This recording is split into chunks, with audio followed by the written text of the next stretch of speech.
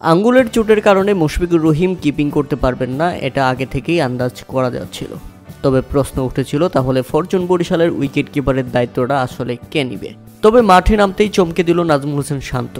তার হাতে গ্লাভস দেখে ধারাভাষ্যকররাও চমকে গিয়েছিল শুরুতে। কাইল মায়ার্স তো তামিম ইকবালকে জিজ্ঞাসা করলেন শান্ত কি আসলে পারবে। তামিম কিছু একটা বলে শুধু হাসছিলেন। এরপর কাইল মায়ার্স বোলিং করা শুরু করলেন আর প্রথম ওভারেই তুলে নিলেন রনি তালুকদারকে।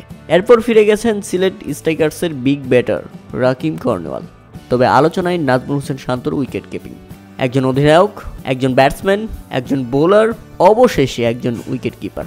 স্বীকৃত আন্তর্জাতিক লেভেলের ক্রিকেটে এই প্রথমবার উইকেট কিপারের ভূমিকায় দেখা যাচ্ছে নাজমুল হোসেন শান্তকে। তবে উইকেটের পেছনে কিপার হিসেবে তিনি ভালোই করছেন। ডাইভ দিয়ে বল পর্যন্ত ধরতে পেরেছেন তিনি।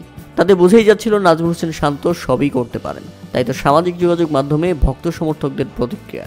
অনেকেই কমেন্ট করে লিখছেন, ওয়ান ম্যান আর্মি, ক্যাপ্টেন লাগবে, শান্ত আছে। ব্যাটসম্যান লাগবে, শান্ত আছে। বোলার লাগবে, শান্ত আছে। কিপার লাগবে, শান্ত আছে। আমাদের একটা শান্ত আছে। আবার অনেকেই লিখছেন, ব্যাটিং শান্ত, বোলার শান্ত, অধিনায়ক শান্ত, কিপার শান্ত। ইতিহাসে এমন খেলোয়াড় আর কেউ আছে কি? বাংলাদেশের গ্ল্যান ফিলিপস। আবার অনেকেই লিখছেন তামিমের চাওতেই উইকেট কিপারের ভূমিকায় নাজমুল হোসেন শান্ত। প্রিয় দর্শক, শান্তর উইকেট কিপিং এবং শান্তকে গ্লাভস হাতে দেখে আপনারা কেমন এনজয় করেছেন তা অবশ্যই আমাদের কমেন্ট করে জানাবেন।